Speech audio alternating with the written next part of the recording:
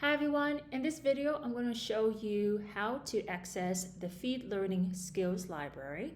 So once you're on the Feed Learning website, hover over Library and then click on Skills Library. On this page, you'll see a list of different professional and soft skills listed in alphabetical order. Anything marked in pink, you'll see that's a manager-specific competency. So how do you use this skills library? Well, let's say that you have a competency or a skill that you want to improve on.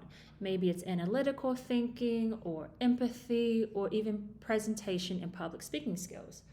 What you can do is click on the card, and that will lead you to a new page that shows you a little bit more about what this skill looks like, some video tutorials on how to improve the skill, some on-the-job practice that you can utilize to build that skill at work, and then also some resources for more inspiration, such as articles, books, podcasts, and videos that we highly recommend.